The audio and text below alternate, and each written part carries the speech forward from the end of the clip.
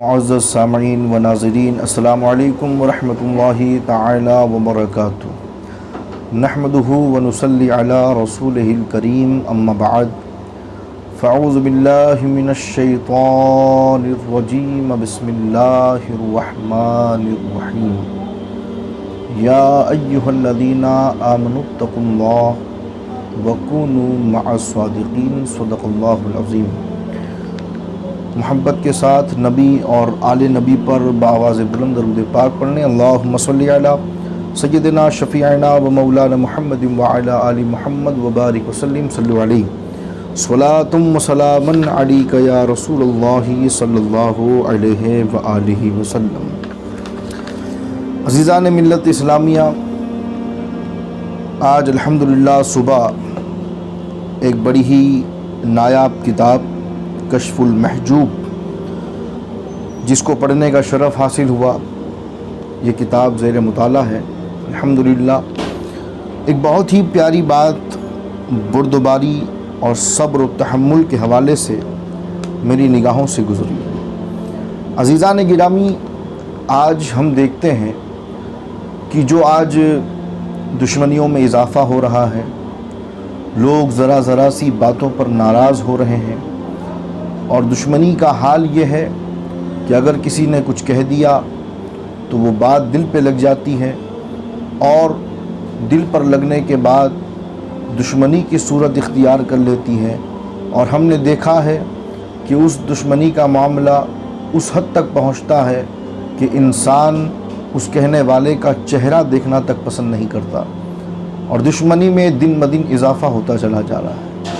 آج یہی وجہ ہے کہ ہمارے اپنوں میں دن بدن دوریاں ہی بڑھتی چلی جا رہی ہیں۔ وجہ یہ ہے محترم کہ ہمارے اندر صبر و تحمل نہ رہا، ہمارے اندر قوت برداشت نہ رہی، ہمارے اندر بردباری اور وہ ہمت جو ہونی چاہیے وہ نہ رہی۔ آج ہمارا حال یہ ہے کہ ذرا سی بات ہم اپنے دل پر لگا کے اس کو جو ہے دشمنی کی صورت دے دیتے ہیں۔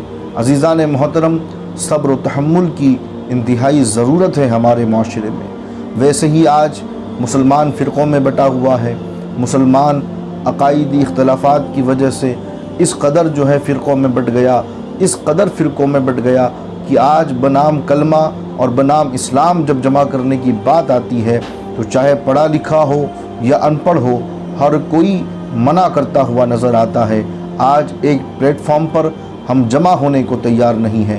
ہمارے اندر صبر و تحمل ختم جو ہونا چاہیے تھا وہ صبر و تحمل نہیں ہے، اور وہ صبر و تحمل بالکل ناپید ہو گیا ہے، جس کو اپنے اندر پیدا کرنے کی سخت ضرورت ہے۔ ذرا سی بات پر جو لوگ دشمنی مول لے لیتے ہیں، دشمنی کر بیٹھتے ہیں، میں ان کی خدمت میں ایک بہت ہی پیارا واقعہ امام حسن مجتبیٰ کے حوالے سے عرض کرنے لگا ہوں۔ اللہ کے رسول صلی اللہ علیہ وسلم نے ارشاد فرمایا تھا کہ انی ترکت فیکم الثقلین کتاب اللہ و اہل بیتی۔ اے لوگو، میں تمہارے درمیان دو بھاری چیزیں چھوڑ کر جا رہا ہوں، ایک اللہ کی کتاب جسے قرآن کہتے ہیں، اور دوسرا میرا خاندان جسے اہل بیت کہتے ہیں۔ یہ دونوں چیزیں تمہارے درمیان چھوڑ کر جا رہا ہوں، تم انہیں مضبوطی سے تھامے رکھنا۔ اگر تم نے مضبوطی سے انہیں تھامے رکھا تو کبھی گمراہ نہ ہوگے۔ آج نہ ہمارے ہاتھ میں قرآن ہے، نہ اہل بیت اطہار کا دامن ہے۔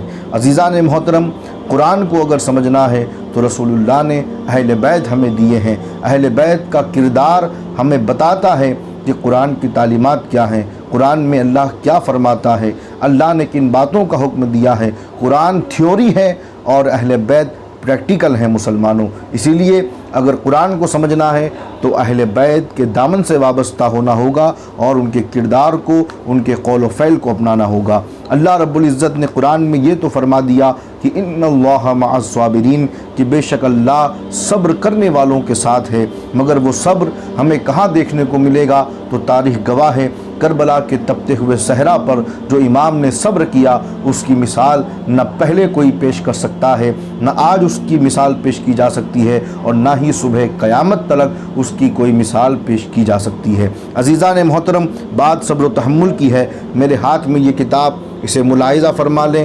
اس کتاب کو لکھنے والے حضرت داتا گنج بخش علی حجویری ہیں۔ عزیزان محترم، بہت ہی پیاری بات اس میں لکھی ہے۔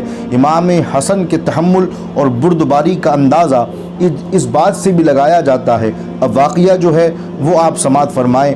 عزیزان محترم، ایک مرتبہ یہ ہوا کہ امام حسن کوفہ میں اپنے گھر کے دروازے پر موجود تھے۔ کوفہ بڑی مشہور و معروف جگہ ہے۔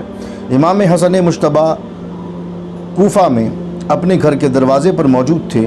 ایک بدو آیا، اس نے آپ کے سامنے کھڑے ہو کر آپ کو اور آپ کے والدین کو برا کہنا شروع کر دیا۔ کوئی چھوٹی بات نہیں ہے پیارے۔ آج اگر کوئی ہمیں یا ہمارے والدین یا ہمارے کسی دوست یا ہمارے بھائی کے بارے میں اگر ہمیں کچھ کہہ دیتا ہے تو ہم اس سے دشمنی کر لیتے ہیں، ہم مار پٹائی پر آ جاتے ہیں، ہم ہاتھ اٹھانے پر مجبور ہو جاتے ہیں، کیونکہ محبت ہے۔ عزیزان محترم، محبت اپنی جگہ پر، یہاں جو پیغام ہے بردباری اور صبر و تحمل کا، وہ میں آپ کو دینے لگا ہوں۔ امام حسن مجتبیٰ کے والدین کو برا بھلا کہنا شروع کر دیا۔ امام حسن نے اس سے دریافت کیا کہ تمہیں بھوک لگی ہوئی ہے؟ تم یہ جو آ کر ڈائریکٹ میرے والدین کو اور مجھے برا بھلا جو کہہ رہے ہو، کیا تمہیں بھوک لگی ہوئی ہے؟ فرماتے ہیں کیا تمہیں بھوک لگی ہوئی ہے؟ پیاسے ہو یا تمہیں کوئی پریشانی آن پڑی ہے؟ تین باتیں آپ نے پوچھی۔ پہلے کھانے کے بارے میں پوچھا، کیا تمہیں بھوک لگی ہے؟ دوسری جو بات آپ نے پوچھی، کیا تمہیں پیاس لگی ہے؟ تیسری بات جو آپ نے پوچھی، کہا کہ تمہیں کوئی پریشانی درپیش ہے۔ اس آدمی نے پھر سے یعنی دوبارہ برا بھلا کہنا شروع کر دیا، کہنے لگا کہ آپ وہ ہیں، آپ کے والد وہ ہیں، اس انداز میں وہ گالی گلوچ کرنے لگا۔ امام حسن مجتبیٰ نے اپنے خادم سے فرمایا کہ چاندی کا تشت بھر کر لا کر کے اسے دے دو۔ فرمایا اپنے خادم سے کہ جو ہمارے گھر میں چاندی کا تشت ہے اس میں کھانا رکھو اور پورا تشت بھر کر لا کر اسے دے دو۔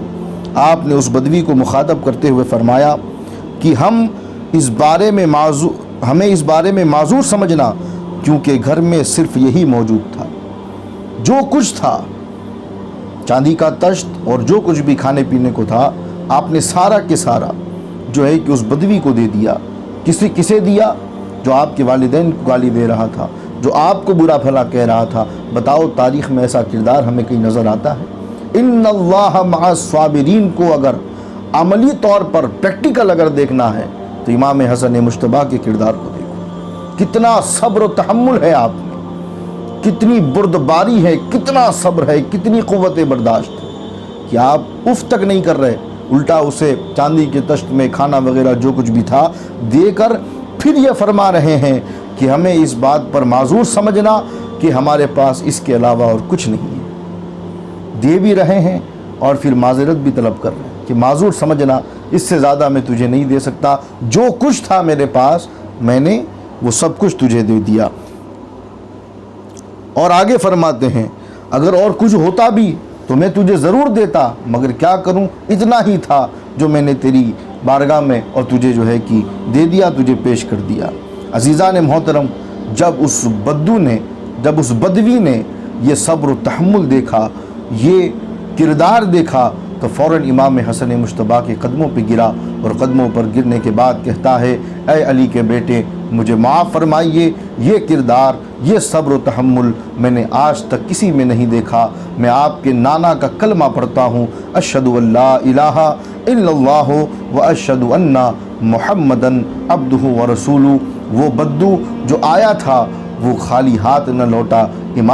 امام حسن نے اسے کھانے کو کھانا بھی دیا، پینے کو پانی بھی دیا، چاندی کا تشت بھی دیا، اور ساتھ ہی ساتھ امام حسن مجتبیٰ نے اس کے کلمے کو قبول کیا اور اسے ایمان جیسی ایک عظیم دولت بھی عطا فرمائی۔ مختصر یہ ہے پیارے کہ ہمارے اندر ہمیں چاہیے کہ ہم صبر و تحمل پیدا کریں، قوت برداشت پیدا کریں، اور جس طرح ہمارا یہ دعویٰ ہے کہ ہم نبی اور آل نبی کے چاہنے والے ہیں، ہم مولائی ہیں، ہم حسینی ہیں، ہم حسنی ہیں، ہم فاطمی ہیں۔ آج ہم دیکھتے ہیں سوشل میڈیا پر ہر کوئی اپنے آگے یا تو مولائی لکھتا ہے یا حسینی لکھتا ہے یا حسنی لکھتا ہے یا فاطمی لکھتا ہے، پیاروں لکھنا کافی نہیں ہے، تمہارا کردار تم ایسا بناؤ کہ تمہارے کردار کو دیکھ کر بندہ کہے کہ پکا مولائی معلوم ہو رہا ہے، پکا حسینی معلوم ہو رہا ہے۔